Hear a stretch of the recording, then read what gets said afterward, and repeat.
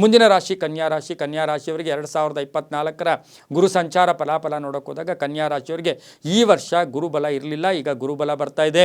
ಈ ರಾಶಿಯವರಿಗೆ 9ನೇ ಮನೆಯಲ್ಲಿ ಗುರು ಸಂಚಾರ ಮಾಡ್ತಾ ಇರೋದ್ರಿಂದ ಭಾಗ್ಯ ಸ್ಥಾನದಲ್ಲಿ ಗುರು ಸಂಚಾರ ಮಾಡ್ತಾನೆ.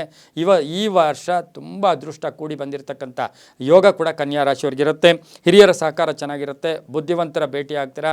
ಕೆಲಸ ಕಾರ್ಯಗಳಲ್ಲಿ ಸದೃಢತೆ, ಎಲ್ಲೋ ಸಕ್ರಿಯವಾಗಿ ಪಾಲ್ಗೊಳ್ತೀರಾ. ಉದ್ಯೋಗದಲ್ಲಿ ಶುಭ ಆಗುತ್ತೆ. ಬಡ್ತಿ ಸಿಗ್ತಕ್ಕಂಥದ್ದು, ವ್ಯಾಪಾರದಲ್ಲಿ ಒಳ್ಳೆಯದಾಗುತ್ತೆ, ರೈತರಿಗೆ ಒಳ್ಳೆಯದಾಗುತ್ತೆ, ಮಹಿಳೆಯರಿಗೆ ಒಳ್ಳೆಯದಾಗುತ್ತೆ, ವಿದ್ಯಾಸಂಸ್ಥೆಗಳು ನಡೆಸ್ತಾ ಇರ್ತಕ್ಕಂಥವ್ರಿಗೆ ಒಳ್ಳೆಯದಾಗುತ್ತೆ, ಪುಸ್ತಕ ವ್ಯಾಪಾರಿಗಳಿಗೆ ಒಳ್ಳೆಯದಾಗುತ್ತೆ. ಹಾಗೆಯೇ ಗುರು 1, 3, 5ರ ದೃಷ್ಟಿ ಇರ್ತಕ್ಕಂಥ ಗುರು ಕೂಡ ಈ ವಾರದಲ್ಲಿ ಇರ್ತಾರೆ. ಅದರ ಜೊತೆಗೆ 7 ಮತ್ತು 4ರ ಅಧಿಪತಿಯಾಗಿರ್ತಕ್ಕಂಥ ಗುರು 1ರ ದೃಷ್ಟಿ ಇರೋದ್ರಿಂದ ಆತ್ಮವಿಶ್ವಾಸ ಜಾಸ್ತಿ ಇರುತ್ತೆ. ಕೆಲಸ ಕಾರ್ಯಗಳಲ್ಲಿ ಶುಭ ಆಗುತ್ತೆ. ಹಾಗೆಯೇ ಯಾರೇ ಏನೇ ತೊಂದರೆ ಕೊಡಕ್ಕೆ ಬಂದರೂ ಕೂಡ ಜಯಿಸ್ಕೋತೀರಾ. ಕೆಲಸ ಕಾರ್ಯಗಳಲ್ಲಿ ಒಳ್ಳೆಯದಾಗ್ತಕ್ಕಂಥದ್ದು, ಅಪರಿಚಿತರ ಸಹಾಯ ಸಿಗ್ತಕ್ಕಂಥದ್ದು, ಸಹೋದರಿಯರಿಗೆ ಏನಾದರೂ ಆಸ್ತಿಯನ್ನು ಅಥವಾ ಅದೃಷ್ಟವನ್ನು ಕೊಡ್ತಕ್ಕಂಥ ಯೋಗ ಕೂಡ ಇರುತ್ತೆ. ಸಹೋದರರ ಯೋಗ ಕೂಡ ತುಂಬ ಚೆನ್ನಾಗಿರುತ್ತೆ.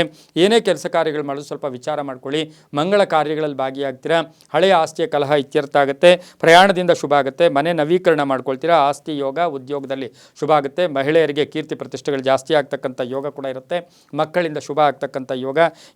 ಈ ಒಂದು ಕನ್ಯಾ ರಾಶಿಯವರು ತೆಂಗಿನ ಮರವನ್ನು ದಾನ ಮಾಡಿ, ಆಶ್ರಮಗಳಿಗಾಗ್ಬೋದು, ದೇವಸ್ಥಾನಕ್ಕಾಗ್ಬೋದು, ತೆಂಗಿನ ಮರವನ್ನು ದಾನ ಮಾಡಿದ್ದೆ ಆದರೆ ತುಂಬಾ ಒಳ್ಳೆಯದಾಗುತ್ತೆ. ಅದರ ಜೊತೆಗೆ ಮಕ್ಕಳಿಗೆ ಸಿಹಿ ತಿಂಡಿ ಹಂಚಿ.